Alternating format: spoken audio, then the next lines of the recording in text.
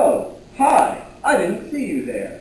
Today we're going to be exploring the Ugaritic language and how it employs the 6 cases as they are in Latin.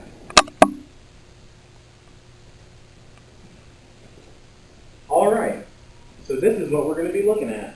Let's start out with an introduction to the Ugaritic language itself. Ugaritic is in the northwestern Semitic family of languages, the same as Hebrew. Ugaritic is a 30-letter alphabetic cuneiform.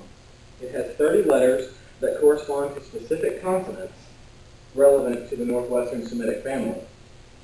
Ugaritic was used to write Hurrian, Hittite, and Akkadian manuscripts, as well as the indigenous Ugaritic language.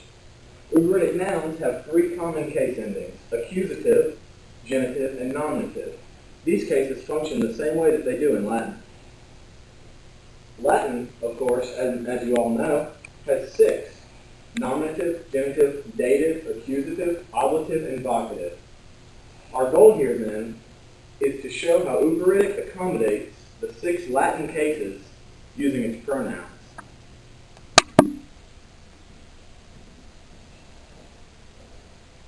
So that brings us to our first case, nominative. Latin uses endings such as a, us, ex, is, and u. Ugaritic functions a little bit differently. Like I said, it has a nominative ending for nouns, but we're going to be looking specifically at pronouns. The nominative ending for nouns is u, the short u sound. Sometimes it's indicated in the cuneiform, and sometimes it's simply implied. So Ugaritic pronouns, then, that take on the nominative case are generally independent and are likely to be found within a verbless clause. Hebrew, and we've seen this in Latin as well, sometimes omits the verb to be. And we're going to look at that in an example here. For our example, you can see the cuneiform here. In red, I've written the pronouns, the independent nominative pronouns, that is. And in blue here, I have the conjunction and. It is prefixed to this pronoun, as is common of the northwestern Semitic family. Here I have transliterated this example. This is an A, this is a T, this is the word divider transliterated as a period. This is an A, this is an H, and this is another word divider. A, H, word divider. This is the W, or the Vav, as it is in the Hebrew, and it is the conjunction, like I said. So W-A-N, A-N, this is your pronoun. This pronoun is second person singular, and this pronoun is first person singular. And both of those function, as you can see in our paradigm here, as common. That is, they do not take on a gender. Again, you have the word divider, and then you come back to an A, an H, a T, and a K. A-H-T-K. This Semitic grammar scholar, John Huehnergard, has reconstructed as ata, ahi, wa'ana, ahatu, ka. As you can see, he's put a hyphen here to illustrate this pronoun right here.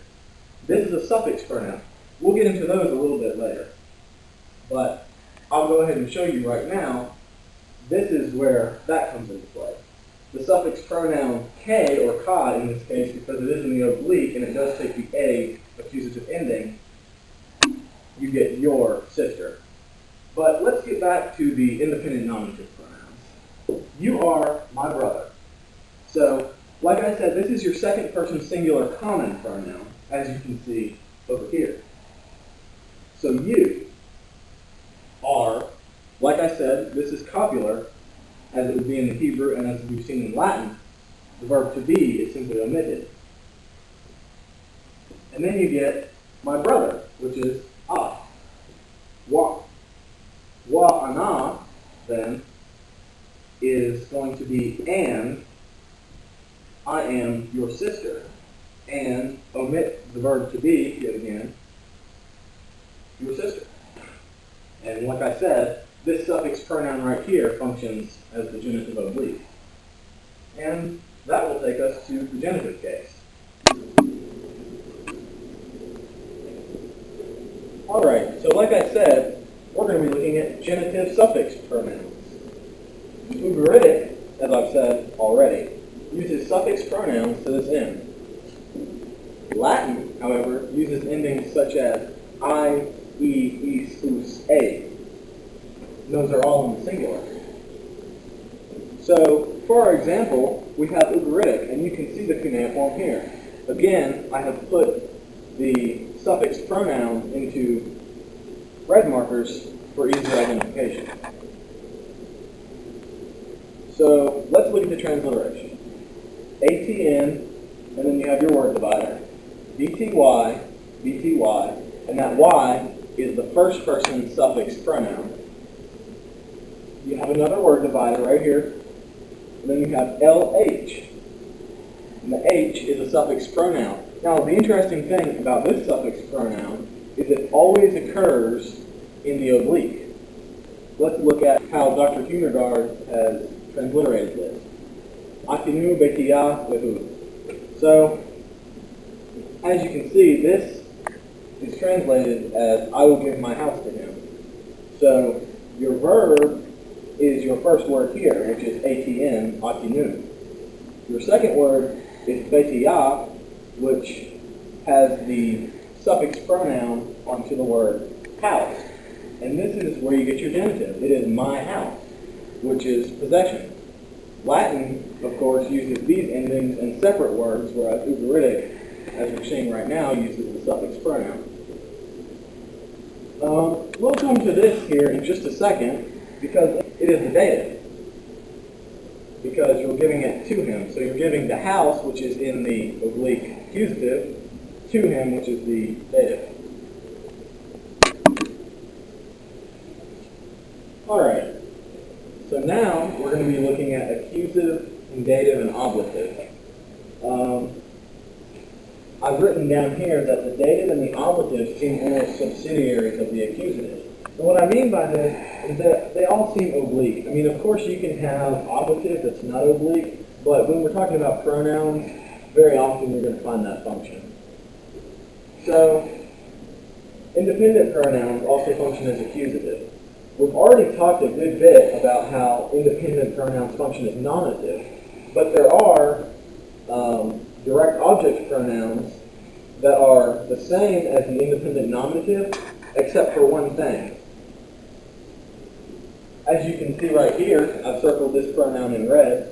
It has a T, a tav sign at the end of it. This sound, for whatever reason, to the Ugaritic speaking people, function as a direct object. Very similar to how the can function in Latin as a direct object signifier. So, let's look at this accusative example. You have KBD, word divider, HYT. And I've already told you that this is our pronoun that we're looking at. So KBD, HYT. Kabid, Hiati. And it means honor her. So this is your verb honor. It's in the imperative. And then you've got her as your independent oblique accusative, in this case, direct object. So that's pretty straightforward. Now let's look at the dative, which we've already talked about over here for just a minute. So they use prepositions and tack on a suffix pronoun to use what the Latins would use the dative and oblative endings for. So you end up with lehu for to him. The L, of course, is a preposition. I've circled it in blue here for you, and then I've done the pronoun again in red. So I don't need to go too much back into that, but you can all see how that functions as the dative, as the Latin dative endings do. So let's look now at the oblative. So we have this sentence, and again we have the article Bob, or the W, essentially. NH, word divider, transliterated as a period.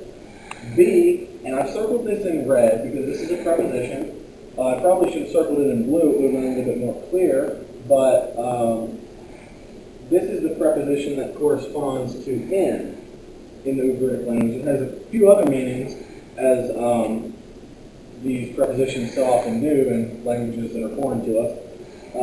Anyways, You go back, and here is the sign for I. It is one of 3 aleph signs within the Ugaritic language, which basically means it signifies a specific vowel. Ugaritic is more specific than, say, Hebrew. It has 3, whereas Hebrew only has 1. Anyways, then you go on to an R, a T, and a Y. This, of course, is another suffix pronoun. That this would be the first person pronoun. It's genitive, of course.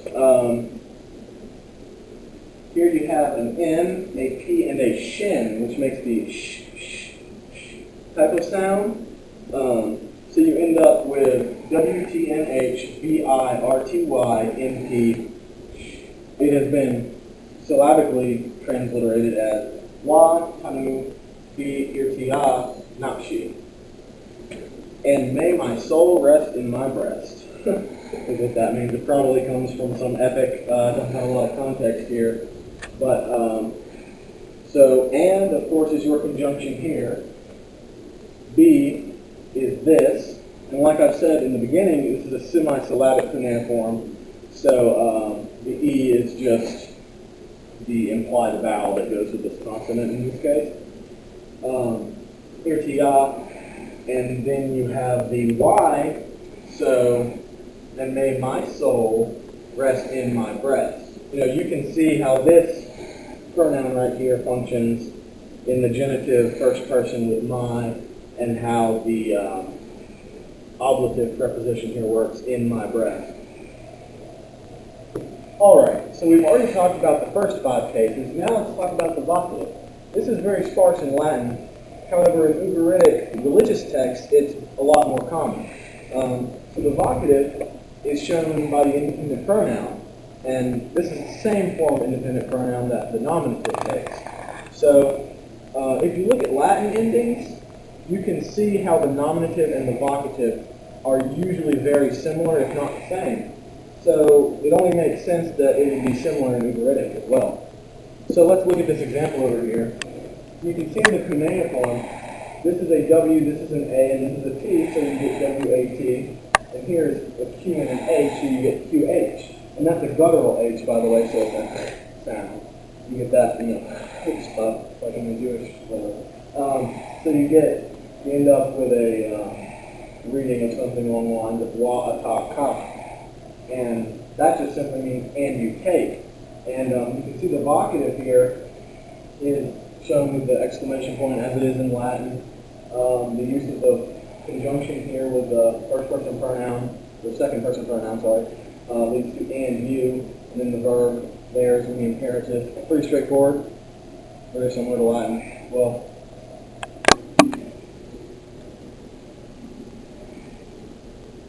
oh, hi, I didn't see you there again. I just want to thank you for taking this journey of comparative linguistics with me. And I'd like to give a special shout out to my cameraman, Abram Buckner, who has asked not to be on camera. Have a good one, guys.